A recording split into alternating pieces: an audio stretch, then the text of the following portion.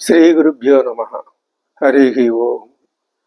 దంతంచలేన ధరణీతలమున్నమయ్య పాతాళకేళిషు ధృతాది వరహలీలం ఉల్లాఘనోత్ఫణ ఫణాధర గీయమాన క్రీడావదానమిభరాజముఖం నమామ.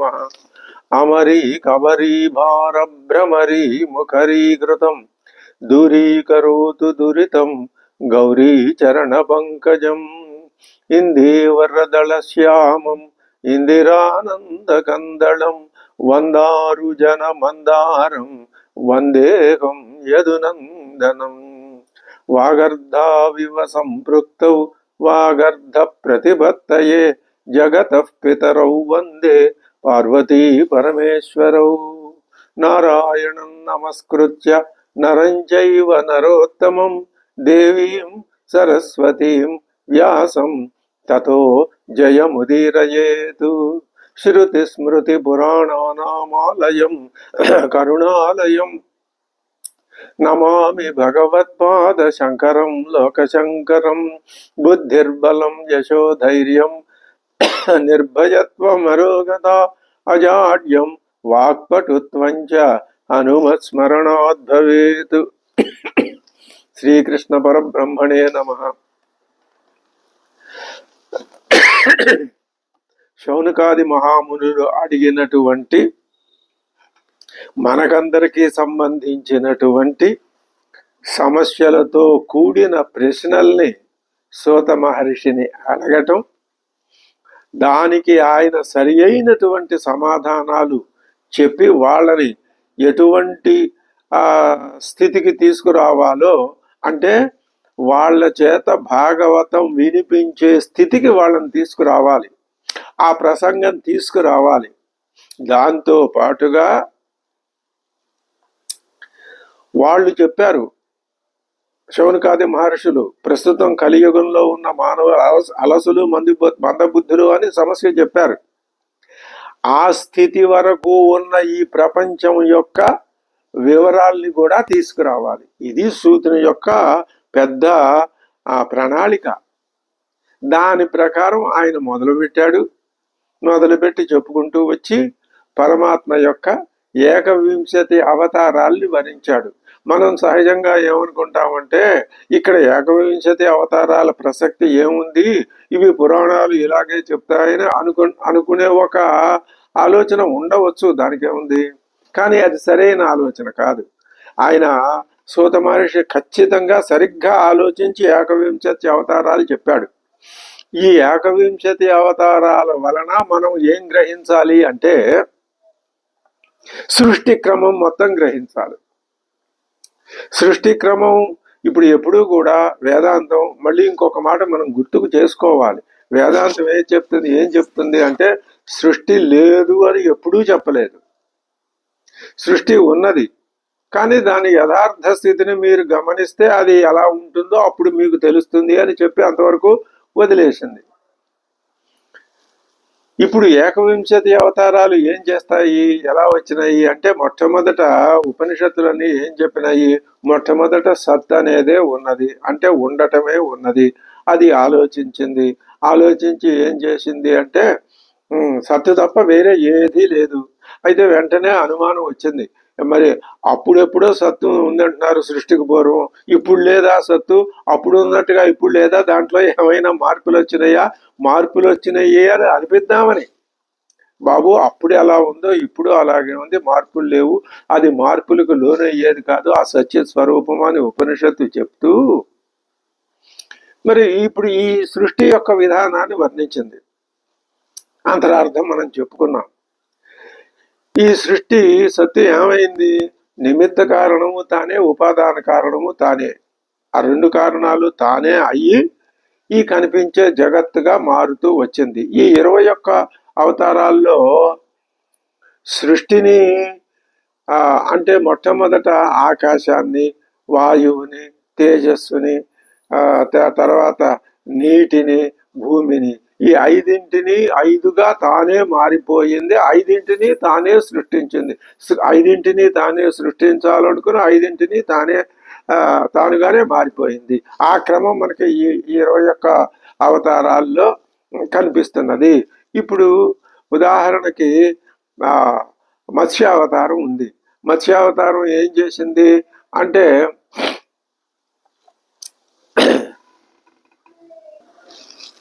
మత్స్యావతారం ఏం చెప్తుంది అంటే ఆ ఆకాశం దగ్గర నుంచి జలం దాకా సృష్టి వచ్చిన తర్వాత ఆ ఆ దాంట్లో ఒక మన్వంతరం గడిచి మరొక మన్వంతరం గడిచే ఆ సంధి సమయాన్ని వర్ణిస్తూ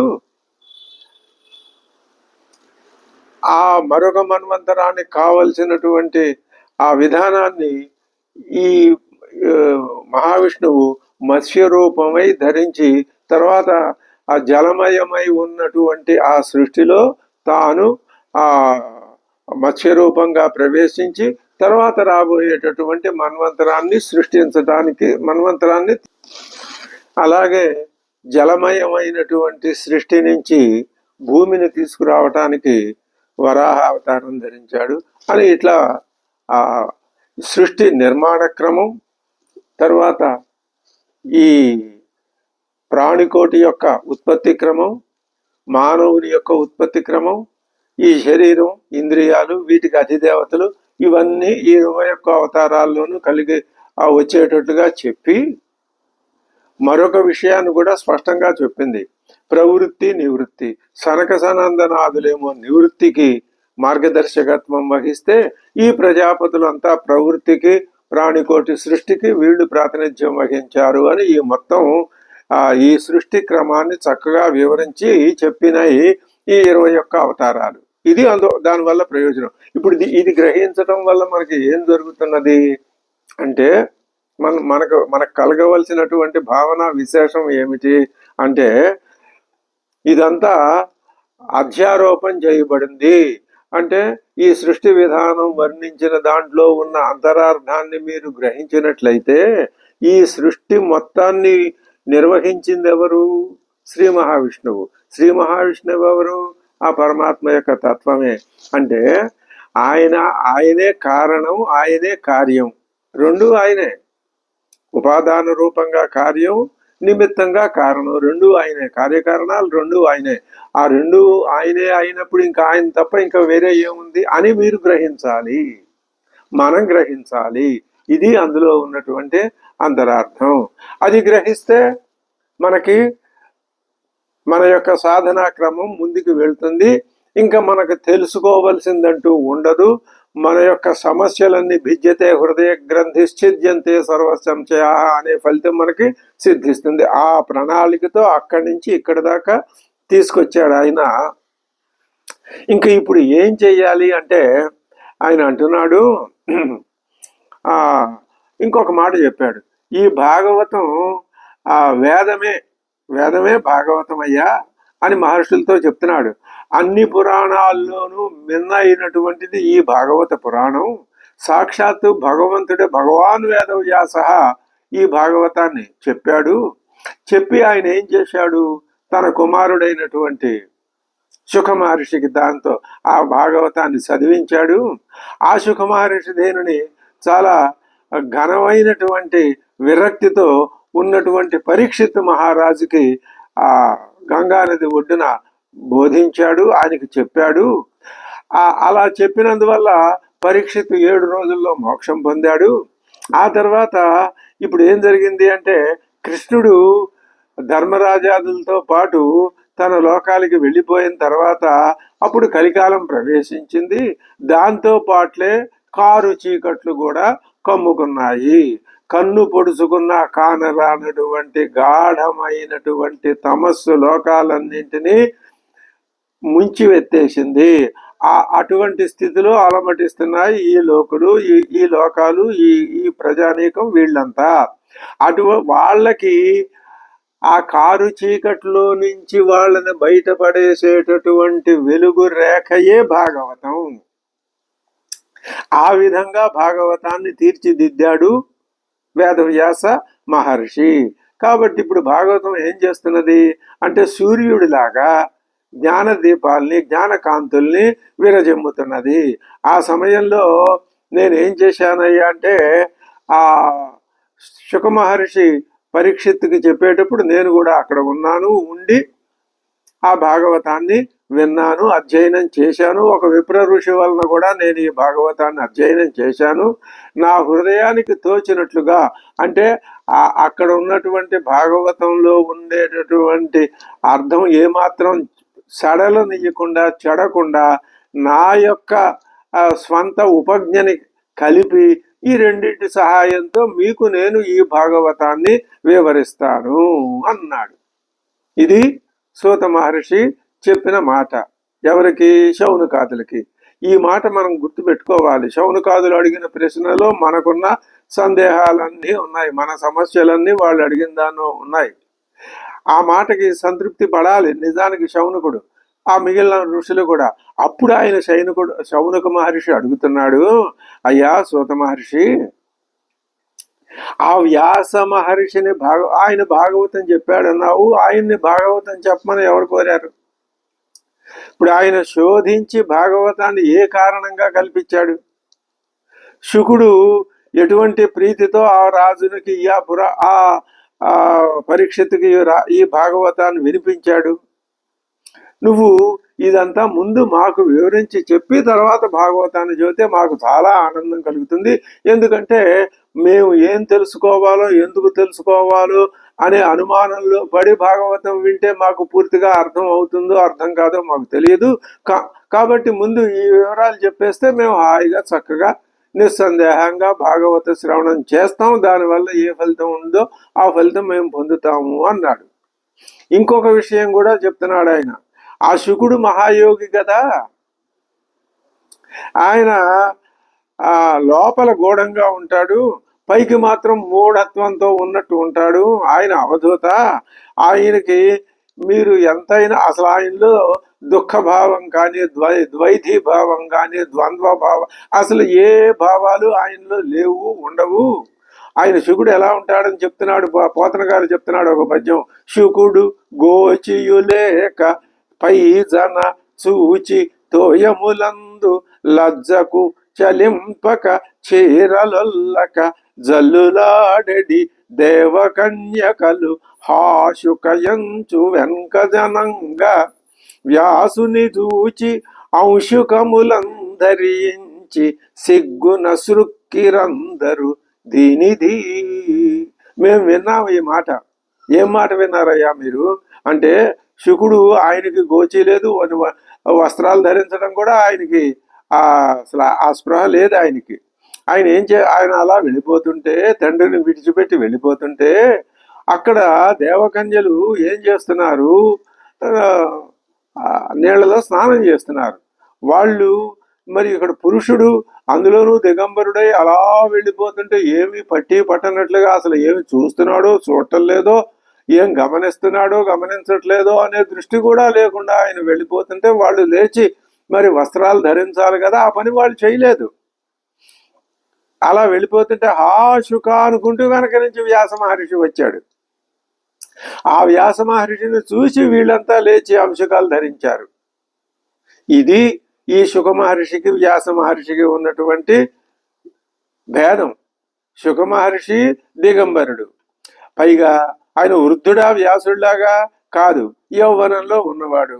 మరి ఆ పక్క నుంచి వెళ్ళిపోతుంటే నీళ్ళల్లో స్నానాలు చేస్తున్నటువంటి దేవతా స్త్రీలు పిల్లవాడిని పక్కన ఉన్నట్లుగా ఏ భావ వికారం లేకుండా అలా ఎందుకు ఉండిపోయారు?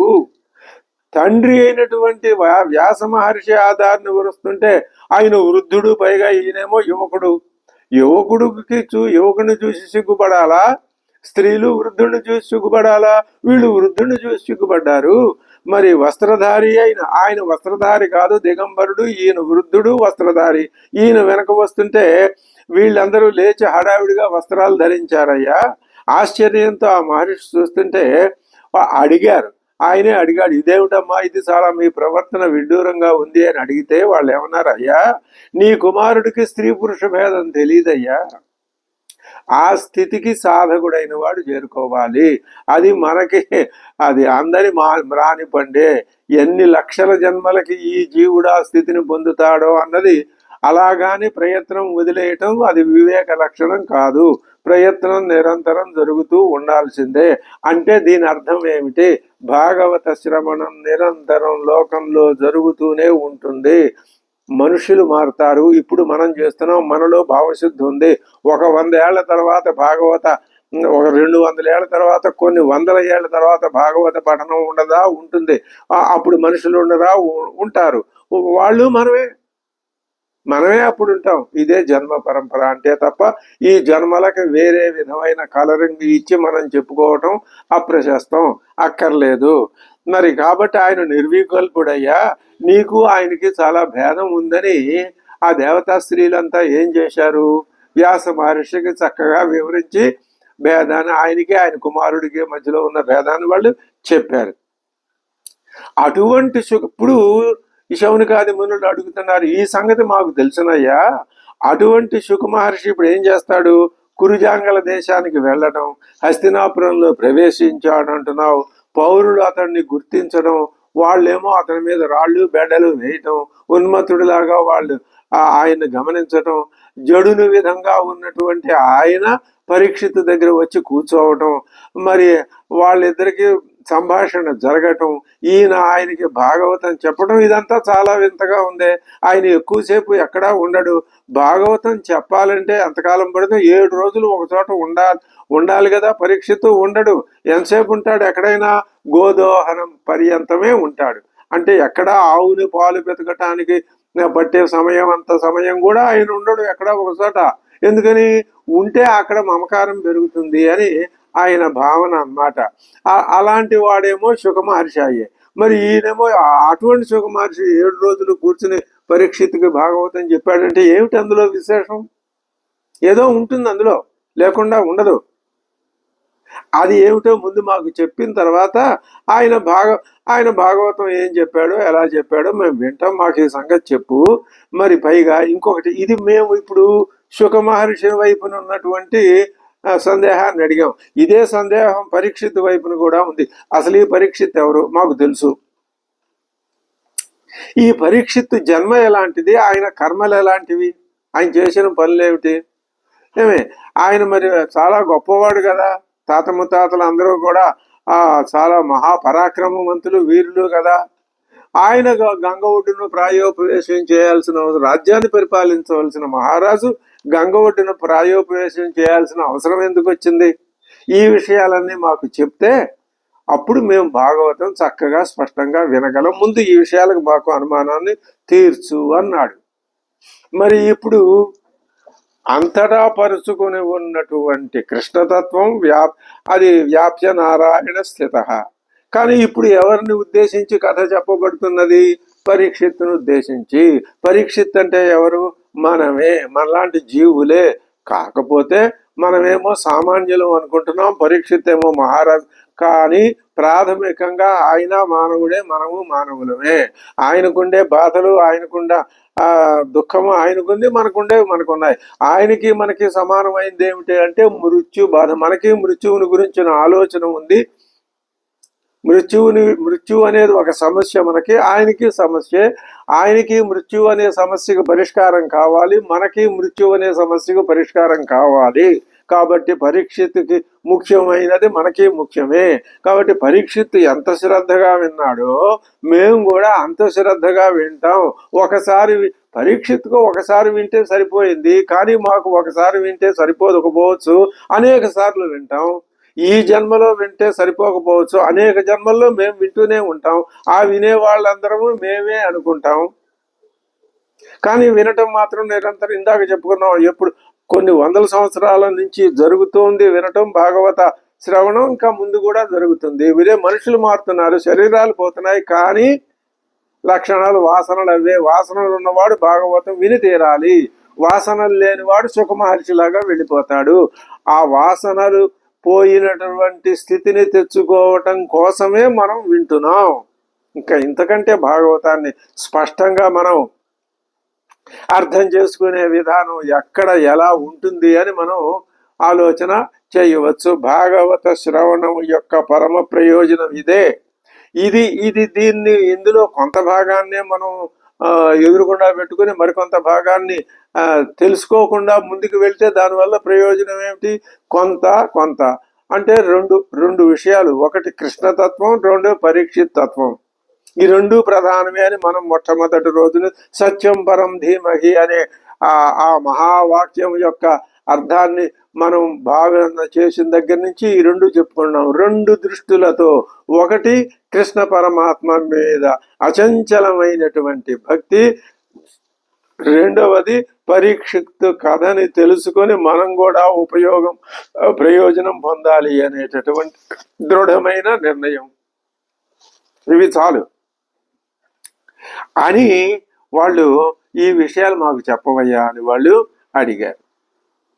ఈ ప్రశ్నకి అంటే ఇప్పుడు శౌనకాది మహర్షులు సూత మహర్షిని రెండవసారి ప్రశ్న అడిగారు. మొదటిసారి ప్రశ్న అడిగినప్పుడు ఆయన చెప్పాడు జవాబు. వాళ్ళు మళ్ళీ కొన్ని ప్రశ్నలు అడిగారు. ఇప్పుడు మళ్ళీ జవాబు చెప్తున్నాడు. ఎవరు? సూత మహర్షి. ఏమంటున్నాడు అంటే, అయ్యా మహర్షులారా, ఇప్పుడు ఇది ద్వాపర యుగం, మరి ధర్మరాజాదులు తర్వాత శ్రీకృష్ణ పరమాత్మ తమ తమ నివాస స్థానాలకు వెళ్ళిపోయారని అనే విషయం మీరు విన్నారు కదా, అన్నారు కదా. ఇది మూడవ యుగం ద్వాపర యుగం కదా. ఆ ద్వాపర యుగం జరుగుతూ ఉన్న సమయమయ్యా. అక్కడ ఉపరిచర వసువు అనే ఒక ఆయన ఉండేవాడు. ఆయనకు వాసవి అనే పేరు పొందినటువంటి సత్యవతీ దేవి పరాశర మహర్షికి హరికళల వలన విజ్ఞాని అయి వేదవ్యాసుల వారు ఉదయించారు. సత్యవతీ దేవి యందు పరాశర మహర్షికి వేదవ్యాసుడు ఉదయించాడు. ఈ సత్యవతి ఎవరు? ఈవిడి పేరే వాసవి. ఎందుకని? వసువు యొక్క కుమార్తె. ఎవరా వసువు? ఉపరిచర వసువు. ఈయన ఏం చేశాడు? ఈ వ్యాస మహర్షి అంటే బదరికాశ్రమంలో ఒకసారి ఆయన ఎప్పుడు అక్కడే ఉంటూ ఉండేవాడు. ఆ సరస్వతి నది ఉంది అక్కడ, బదరికాశ్రమం ప్రక్కన ప్రవహిస్తుంది. ఆ నదిలో ఆయన స్నానం చేశాడు. చక్కగా ఓ ప్రశాంత ప్రదేశంలో ఒంటరిగా కూర్చుని ఆయన ధ్యాన నిమీలిత స్థిమిత నేత్రాలతో ఆలోచిస్తుంటే ఆయనకి మొత్తం అంతా భూత వర్తమాన భవిష్యత్తులు అన్నీ కూడా చక్కగా స్పష్టంగా కనిపిస్తున్నాయి. అంటే కాలచక్రంలో జరిగిన విషయాలు తెలిసాయి, జరగబోయే విషయాలు కూడా ఆయనకి కనిపిస్తున్నాయి. అదే మహర్షి యొక్క తత్వం. దర్శనాత్ కిల ఋషి. ఆయనకి అన్ని విషయాలు తెలుస్తాయి. ఎందుకని? ఆయన మనస్సులో ఈ కామక్రోధ లోభ మోహ మదమాశ్చర్యాలనే అరిషడ్వర్గాల ప్రభావం ఏమాత్రం లేదు. లేకపోతే వచ్చే ఫలితం ఇది. మొత్తం అంతా తెలుస్తుంది. అవి ఉంటే ఏమవుతుంది? ఏం తెలియదు. జ్ఞానం కాస్త మసిబారిపోతుంది, అజ్ఞానం పెరుగుతుంది. అదే తేడా, అదే జీవభావం అంటే.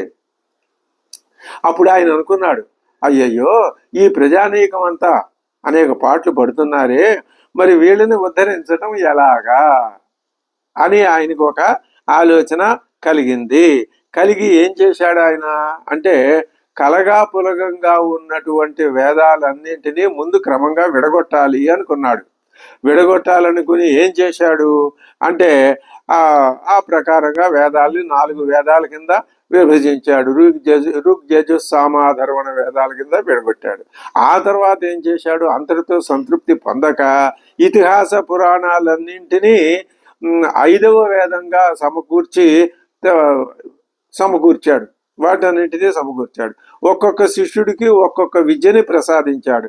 లోకంలో వ్యాప్తి కోసం తగిన ఏర్పాట్లు చేశాడు. వేదాధ్యయనం అధికారం లేని వాళ్ళు కొంతమంది ఉంటారు. వేదాధ్యయనం ఇక్కడ అధికారం లేకపోవడం అంటే కఠినమైన నియమాలని పాటిస్తేనే వేదం నీకు అది ఉచ్చరించటానికి కానీ నీ మనసులో నిలవటానికి కానీ తర్వాత తరతరాలకి సంక్రమించడానికి కానీ అధికారం ఏర్పడుతుంది. అంతే తప్ప ఏ స్థితిలో ఉంటే ఆ స్థితిలో తమో గుణం రజోగుణం అధికంగా వ్యాపించి నేను వేదాన్ని చదువుతాను అంటే అది పైగా అది ఏమవుతుంది?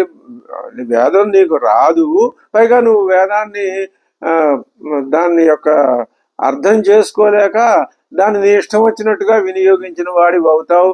అప్పుడు ఒక స్థాయి అనేది లేకుండా పోతుంది. కాబట్టి దానికి కొన్ని కఠినమైన నియమాలు ఆ వేదమే విధించింది. అది ఆ విధంగా ఆ వేదాధ్యయన అధికారం ఎవరికైతే ఉందో వాళ్ళకి ఆ విద్యని అప్పచెప్పారు.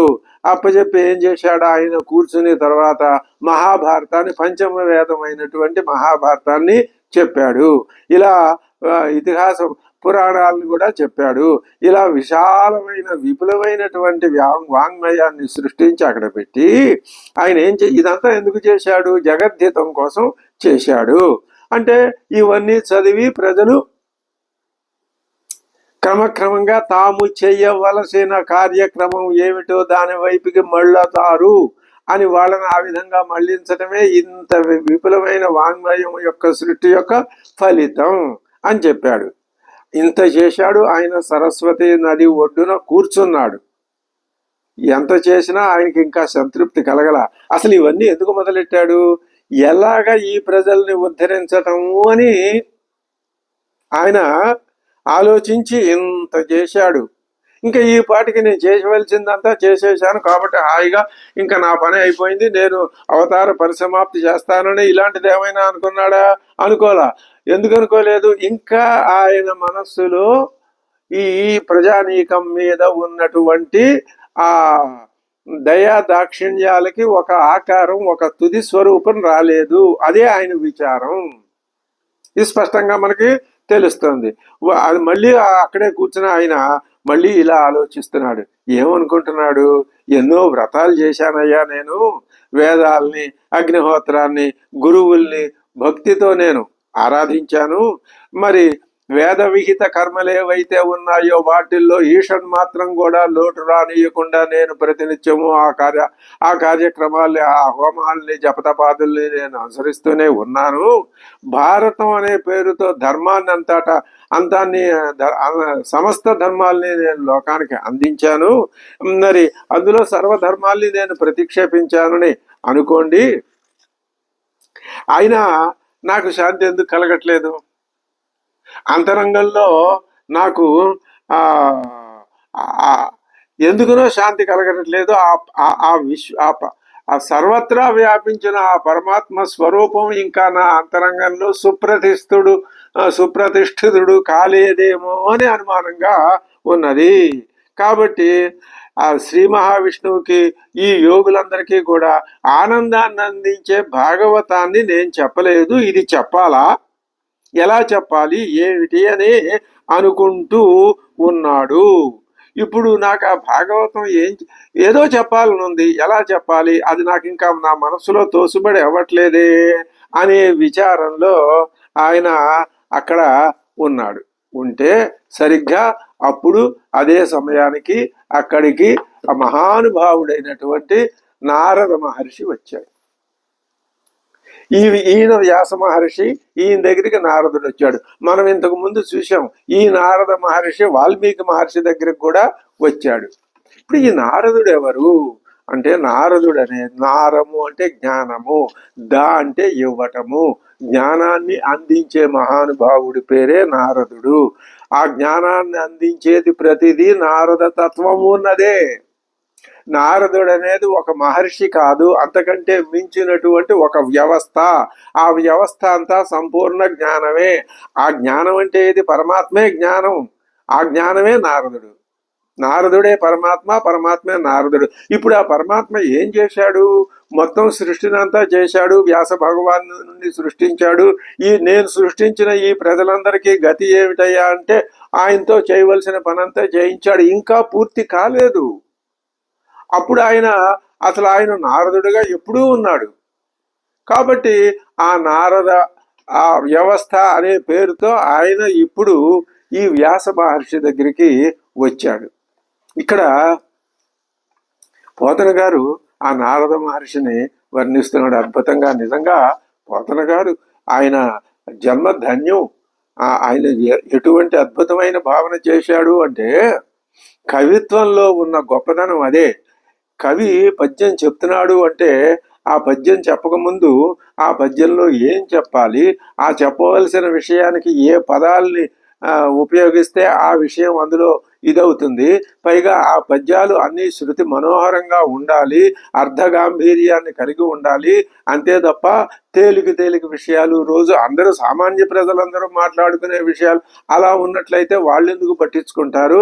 అందులో ఒక సందేశం ఉండాలి అని భావన చేసిన మహానుభావుడు పోతనామాత్యుడు. ఆయన ఆ నారద మహర్షి రావటాన్ని వర్ణిస్తున్నాడు. తన చేతి వల్లకి తంత్రి జయంబున్న సతత నారాయణ శబ్దమొప్ప.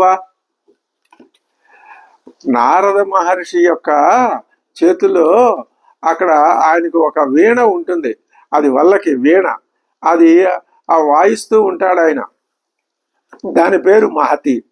తన చేతి వల్లకి తంత్రి జయంబున, ఆ వీణకి ఆ తంత్రులు ఉన్నాయి, తీగలు. ఆ తీగల సమూహంతో ఆయన ఏం చేస్తాడు? ఆ తీగల్ని మీటితే ఏం వినిపిస్తుందట? సతత నారాయణ శబ్దమొప్ప. ఆ తీగల్ని మీటితే అది నారాయణ అనే ధ్వని వినిపిస్తుందట. అంటే దీని అర్థం ఏమిటి? సందేశం ఏమిటి? మనం కూడా నిరంతరం నారాయణ నామ జపం ధ్యానం చెయ్యాలి. ఇది నారదుడిచ్చే సందేశం అని ఎవరు చెప్తున్నారు? నారద సందేశాన్ని ఎవరు అందించారు మనకి? పోతనామాత్యుడు. ఇంకా ఇంతకంటే సాధకులకి కావాల్సిందేముంది? ఎప్పుడు నారాయణ శబ్దం మనం స్మరించలేం కదండి. ఈ పని ఉంటుంది, ఆ పని ఉంటుంది. ఉంటుంది, ఉండదని ఎవరన్నారు? ఉన్నది ఈ పనులన్నీ ఉన్నాయి కాబట్టి నీకు రాదు, పో, నువ్వు ఇలాగే పడుండు అని శపించడం అన్నది ఎప్పుడూ వేదాంతం చేయదు. వేదాంతం ఎప్పుడూ శాపాలు పెట్టదు, జాలి చూపిస్తుంది. అదే కరుణ.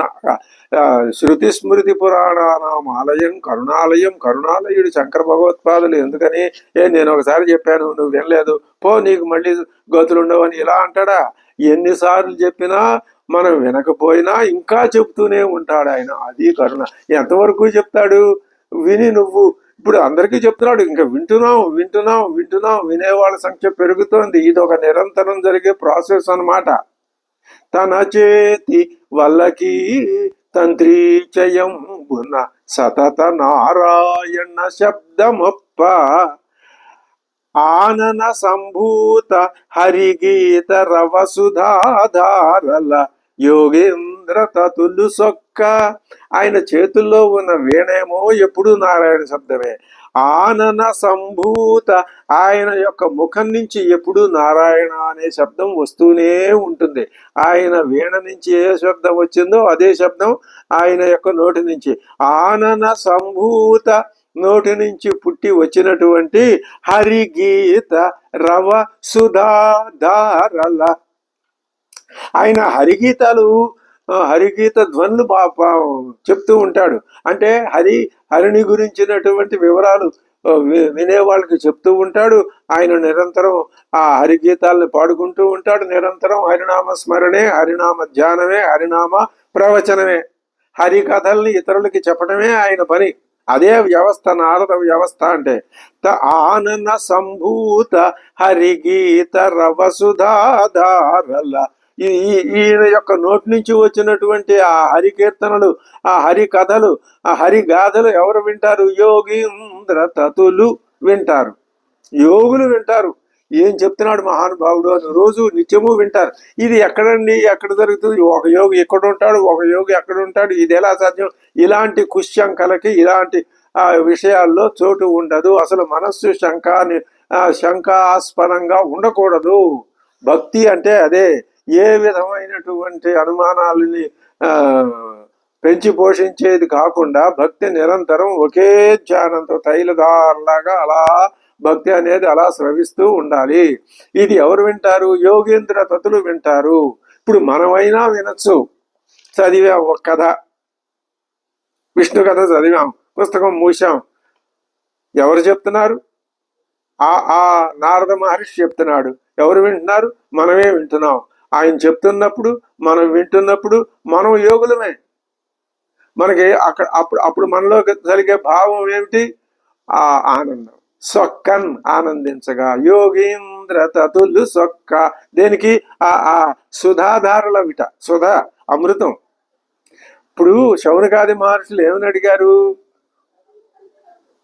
మృతాన్ని గురించి అడిగారు, మరణాన్ని గురించి అడిగారు. అర్ధాంతరంగా ఆ ప్రశ్నకి అర్థం అదే. ఇప్పుడు దేని గురించి చెప్పాలి? మరణం కాని దాని గురించి చెప్తే మరణం యొక్క స్వరూపాన్ని వివరించి చెప్పినట్లు భాగవతం అందుకొచ్చింది. మరణం కానిది అమృతం. ముందు ఆ అమృతాన్ని వర్ణించి చెప్పాలి. అమృతం ఏది? విష్ణు కథలే. విష్ణు కథ అప్పటి నుంచి ఇప్పటికీ విష్ణు కథ అనే సుధారసం అప్పటిదాకా గంగ ప్రవహిస్తూనే ఉంది. ఆస్వాదించే వాళ్ళు కొంతమంది దాని దాకా వస్తారు, కొంతమంది రారు, అక్కడే వెనక్కిపోతారు. అసలు అది ఉందని కొంతమందికి తెలియదు. ఇలాంటి విశేషాలన్నీ జరుగుతూ ఉంటాయి. ఇంకా ఇంకా నారదుడు ఎలా ఉన్నాడు? కపిల జటాభార కాంతి పుంజంబుల దిశలు ప్రభాత దీదితి వహింప. మూడో పాదంలోకి వచ్చేసరికి నారద మహర్షి యొక్క ఆ ఆకారాన్ని వర్ణిస్తున్నాడు. ఆయన కపిల జడలు, సంస్కారం లేదు ఆయనకి, ఏదన్నా శ్రద్ధ లేదు. కానీ శరీరం అంటే దాన్ని పోషించాలి. ఇప్పుడు సుఖమహర్షి అయిన శరీరాన్ని పోషించడు. సుఖమహర్షి కూడా శరీరాన్ని పోషించుకోవాల్సింది. దాని ఇంత అన్నం పడేయకపోతే అది పనిచేయాలి కదా. ఈయన జడలు ఎలా ఉన్నాయి? కపిల జటాభార, ఆ ఎరుపు పసుపు ఇట్లా రంగురంగుల పింగళ వర్ణంలో ఉన్నాయి ఆయన ఆ జటలు. ఆ జుట్టు నెత్తి మీద అది ఎర్రగా ఉంది. అది కాంతుల్ని వెదజల్లుతోంది.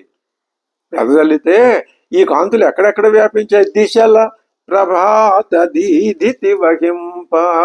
దిశలన్నింట ఈ కాంతి పెడుతూ ఉంటే ఇదే సూర్యోదయమా అనిపిస్తున్నట్లుగా ఉన్నది.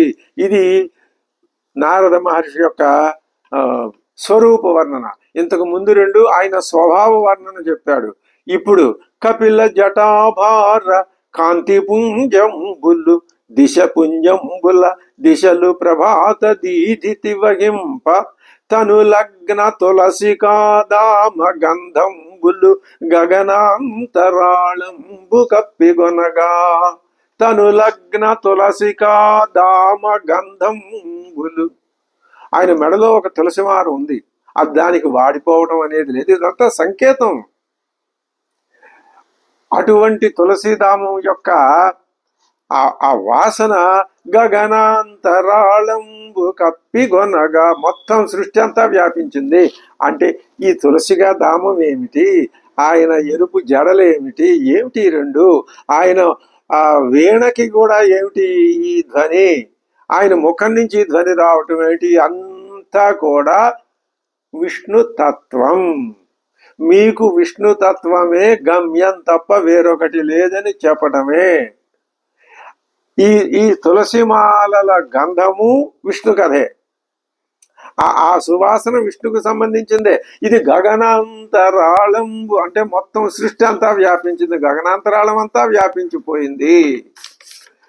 వచ్చే మింట నుండి వాసవీనందను కడకు మాటలాడ గడకతోడ భద్ర విమల కీర్తి భారగుడు ఆరూఢ నయ విశారదుండు నారదుండు.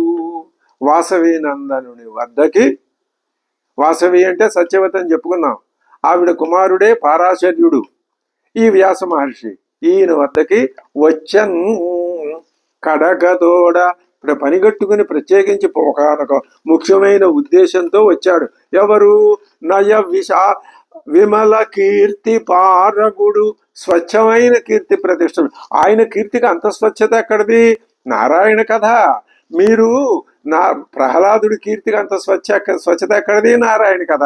మనము నిరంతరం నారాయణ కథలు చెప్పుకుంటూ నారాయణ నామస్మరణం చేస్తుంటే మనకి అటువంటి కీర్తి ఉంటుంది.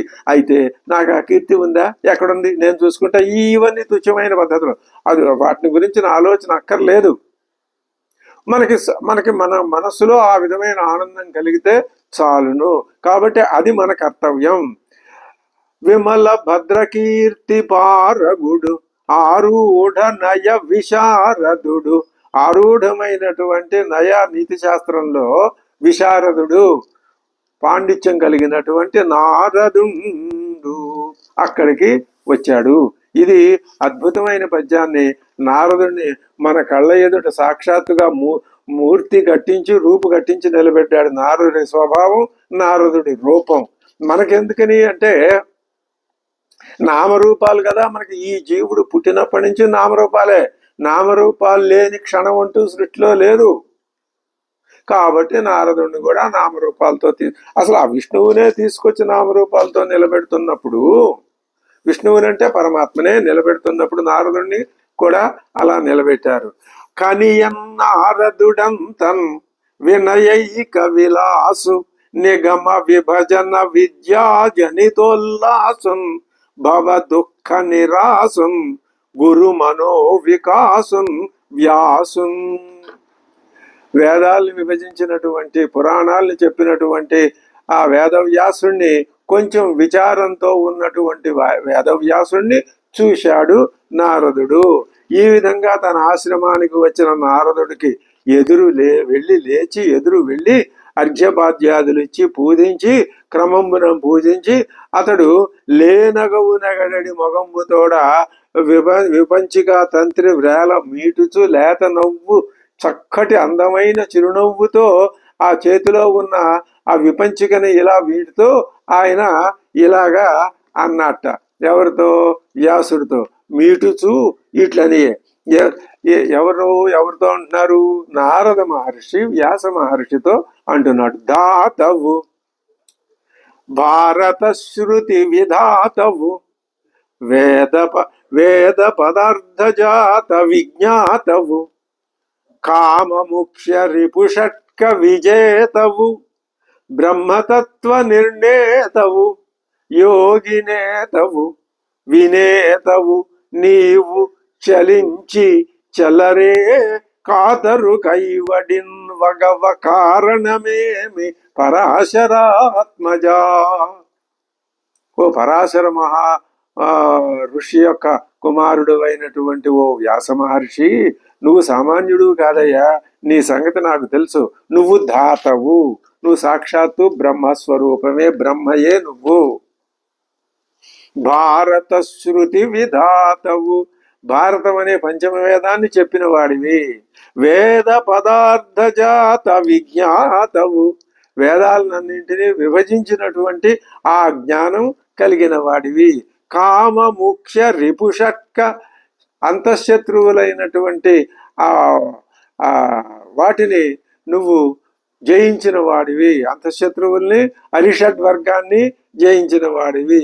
బ్రహ్మతత్వ నిర్ణేతవు, బ్రహ్మసూత్రాలు రచించిన వాడివి. యోగి నేతవు, యోగులందరిలో నువ్వే పరమ ఉన్నతుడివి. వినేతవు, చక్కటి వినయపూరితమైనటువంటి స్వభావం కలవాడివి. నీవు ఇప్పుడు ఏం చేస్తున్నావు? చలించిపోయి, నీ మనస్సులో ఏదో ఒక ఆందోళన ఉంటేనే ఆ చలనం వస్తుంది కదా. ఆ విధంగా ఆందోళనతో కూడి కాతరు కైవడిన్ వగవన్, నువ్వేమిటి భయం పెరిగి వాళ్ళలాగా నువ్వు ఇలా భయపడి కొంచెం విచారిస్తున్నట్టుగా కనపడుతున్నావు. కారణమేమి పరాశరాత్మజ, ఏమిటయ్యా కారణము అని ఆయన అడిగాడు. అడిగితే ఈయనంటున్నాడు పరాశరుడు. మరి ఆయన ఈయన్ని పొగడాడుగా. అది మా ఇద్దరు మహర్షుల మధ్య అద్భుతమైన సంభాషణ. ఇదిగో ఇలాంటి భావాలే మనకి భక్తిని ప్రోధి చేస్తాయి.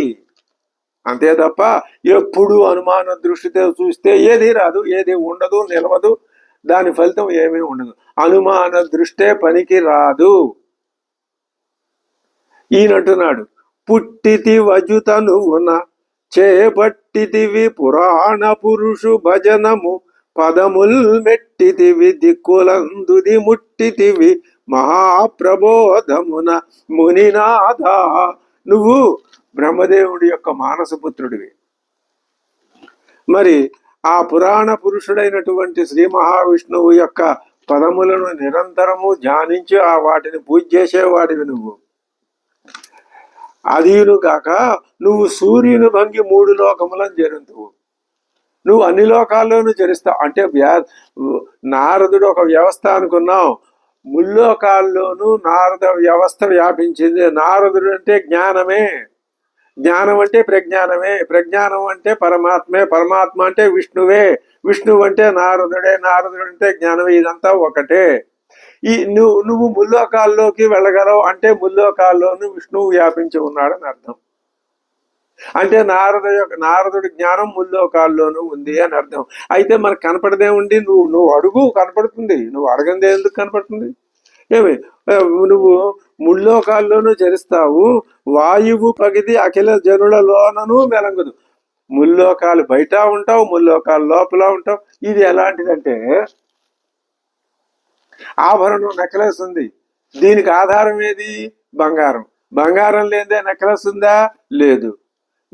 ఈ బంగారం ఎక్కడుంది? నెక్లెస్ అంతటా ఉంది. అంతటా ఉంది అంటే అర్థం ఏమిటి? దాని భాష్యంగా, దాని ఆంతరంగా, దాని అణువున ఉందని చెప్తారు కదా. అలాగే ఇప్పుడు నువ్వు వాయువులాగా అందరి హృదయాల్లోనూ నువ్వు ఉన్నావు అంటే అర్థం ఏమిటి? జ్ఞానం ఉన్నది అని అర్థం.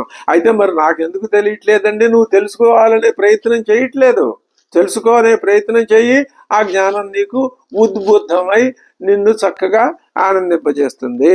కాబట్టి నువ్వు సర్వజ్ఞుడు కాబట్టి ఏం చేస్తున్నావయ్యా అంటే, నీ కరుగరాని ధర్మములోకముల లేదు, బహువిలోకివి నీవు నా కొరత ఎట్టిది, అంతయు నాకు వివరింపుమయ్య నారద కరుణన్.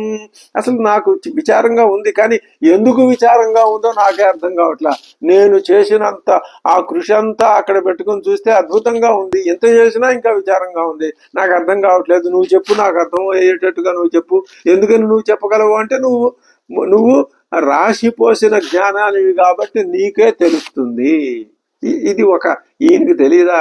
ఈ విధంగా ఈ సంభాషణ నడిపి మనలాంటి జీవులకి ఆ విచక్షణ జ్ఞానాన్ని కలిగించటమే నారద వ్యాస మహర్షుల సంభాషణని సూత మహర్షి చెప్పటం, శౌనకుఆదులు అడిగిన ఫలితం, అడిగిన విషయం దీని గురించి తెలుసుకోవాలని వాళ్ళు అడిగారు.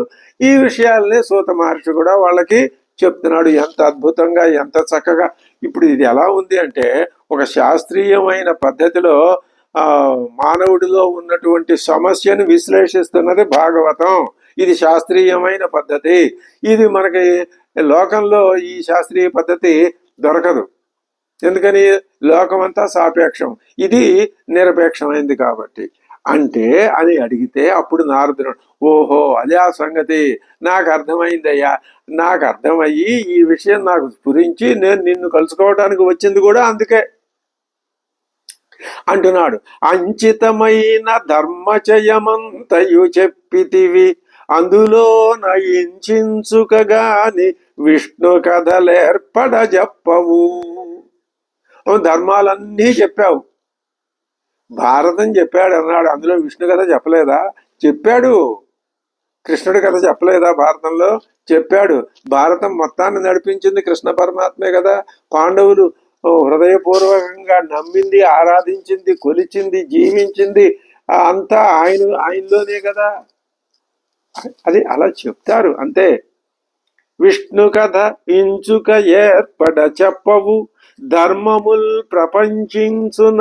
ప్రపంచించిన మెచ్చునే. ధర్మాలు చెబితే సరిపోయిందా?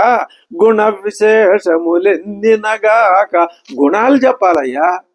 ఎన్ని ధర్మాలు ఏకరవు పెట్టినా ప్రయోజనం కాదు. నీకు ఈ కొంచెము వచ్చుటల్లా హరి కోరి నుతింపమిన్. నువ్వు కోరి హరిని నుతించలేదు, ఇప్పుడు ఆ పని చెయ్యి. ఆ నార్య పూజిత. ఎందుకనయ్యా హరిని స్తుతించాలి అంటావా? దానికి నేను కారణం చెప్తాను. పోతన గారు నిజంగా ఎంతటి మనకి వ్యాస భాగవతంలో ఉన్న శ్లోకాలని చదువుకుంటే తెలుస్తుంది. ఆ వాటికన్నా కూడా ఈ పోతన గారి ధారాశుద్ధి కలిగినటువంటి చక్కటి పద్యం చదువుకోగానే అర్థమైపోయే విధానంగా చెప్పబడినటువంటి ప్రసాద గుణ భూయిష్టాలైన పద్యాలు.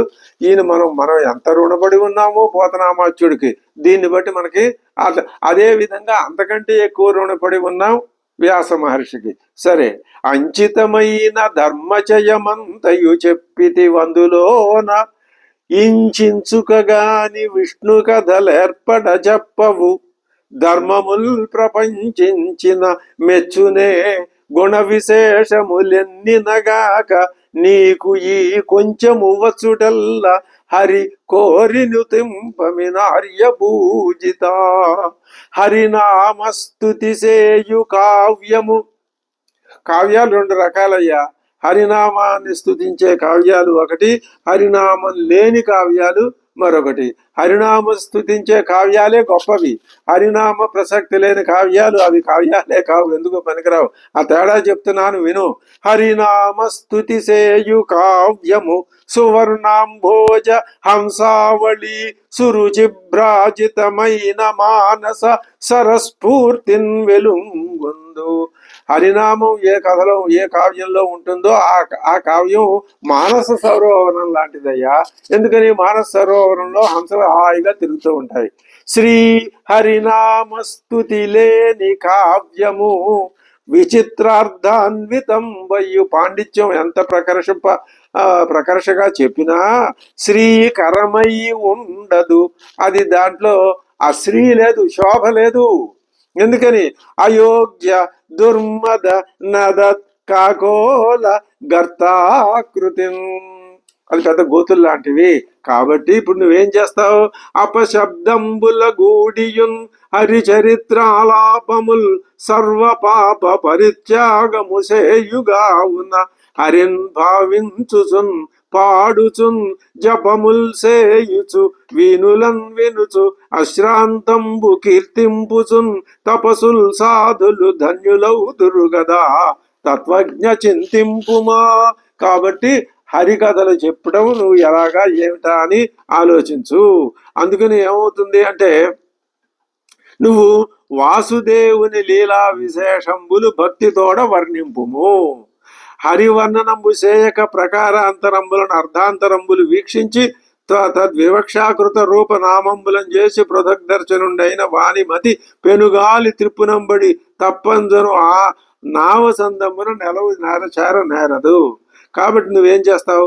తత్వజ్ఞుడవై ఆ వ్యధా వియోగంబు సేయము. అదే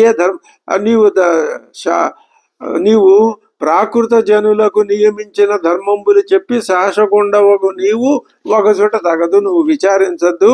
ఎరిగెడువాడు కర్మచయమెల్లను మాని హరిస్వరూపమున్ నెరయ నెరింగి అవ్వలన నేరుపు చూపు గుణానురక్తుడై తెరకు వలేక కృమ్మరుసు దేవధనాజ్య విలాసయుక్తుడై ఎరుగని వానికిందెలియ నీశ్వరులీలెరుంగ చెప్పవే.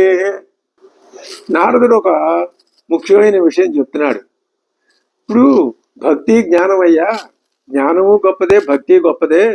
కానీ హరిభక్తి లేకపోతే ఆ జ్ఞానానికి విలువ లేదు, దానికి అది రక్తి కట్టదు, దానికి ఏ విధమైన ప్రయోజనం కూడా ఉండదు. కర్మ మార్గం కూడా గణనీయమైందే. అయితే దానిని నిష్కామ బుద్ధితో ఆచరించి ఆ ఫలాన్ని ఏం చేయాలి? మనం భగవంతుడికి అర్పించినప్పుడే. ఫలాభిసంధి లేనటువంటి కర్మ మార్గాన్ని అనుసరిస్తేనే నీకు జ్ఞానం ప్రాప్తిస్తుంది. భక్తి లేని జ్ఞానం, మాట నేర్పు, కర్మ కౌశలం ఇవన్నీ పనికిరానివి. ఈ సంగతి నువ్వు బాగా గమనించు. ఆయనకి తెలియదా? తెలుసు. కానీ ఇక్కడ గురువు యొక్క ఇది ప్రధానమైన విషయం. గురువు ఉపదేశంతో అక్కడ వాల్మీకి రామకథని చక్కగా విన్నాడు, చెప్పాడు. అక్కడ గురు శిష్య సంబంధం, ఇక్కడ గురు శిష్య సంబంధం. అంటే ఉపదేశం ప్రధానం. ఉపదేశింపబడిన విషయాన్ని వివరించి చెప్తే దానికి విలువ ఉంటుంది, అంతే తప్ప తనంతట తానుగా చెప్తే విలువ ఉండదు అనేటటువంటి ఒక గొప్ప విషయాన్ని లోకానికి చాటి చెప్పడం కోసం ఇక్కడ నారదుడు, అక్కడ కూడా నారదుడు ఈ రావటం అనే దాని గొప్ప విశేషం. ఇది ఇందులో ఉన్నటువంటి అంతరార్థం. కాబట్టి నువ్వేం చేస్తావు? వాసుదేవుణ్ణి అవతార విశేషాలని బాగా నువ్వు వర్ణించు. జ్ఞానం లేని వాళ్ళకి ఈశ్వరుడు లీలల్ని తెలియచేయటం నువ్వు చేయవలసిన పని. ఈ విశ్వమంతా విష్ణువే, మరొకటేది లేదు. సర్వానికి ఆయనే కర్త, భర్త. కాబట్టి నువ్వు విష్ణువు యొక్క ఆ కథల్ని వర్ణించు. విష్ణువు మహిమ చెప్తాను విను. విష్ణుండు విశ్వంబు విష్ణుని కంటెను వేరేమియును లేదు. విశ్వమునకు భవ వృద్ధి లయములావగ ఆ భగ పరమేశునకు నీ వెరుంగుదుగాదే. నీ ముఖమున ఎరిగింపబడ్డది ఏకదేశమున ఈ భువన భద్రమునకై పుట్టినట్టి అదిగళా జాతుండన అని విచారింపుము. కావున హరి పరాక్రమములెల్ల వినుతి సేయుమీవు. హరి పరాక్రమాలను చెప్పు. వినికియు చదువును దాన మతుల నయము తపము ధృతియు గలి కలిమిగెల్ల ఫలముగాదే. పుణ్యశ్లోకు కమలనాభు పొగడ కలిగెనేని. ఇది విష్ణు మహిమ. అది సూక్ష్మంగా ఉపదేశించాడు. నీకు ఇంకా ఇంకొంచెం విషయం కొద్దిగా చెప్పాల్సింది. అది నన్ను గురించి నేను చెప్పాలి. నన్ను గురించి ఏదో నా గొప్పతనం నేను చెప్పుకోవటానికి కాదు. నేను నన్ను గురించి నా కథ చెప్తున్నాను అంటే ఇందులో ఒక ముఖ్యమైనటువంటి పరమమైనటువంటి గూఢమైన అభిప్రాయం ఉంది. ముందు నా కథను చెప్పి తర్వాత నా కథ నేను చెప్తే నీకు ఆ అభిప్రాయం నీకే కాదు నీకు తెలుస్తుంది, అంటే పాఠకులందరికీ తెలుస్తుంది. ఆ విషయం నేను తర్వాత నీకు మనవి చేస్తాను అన్నాడు నారద మహర్షి. స్వస్తి.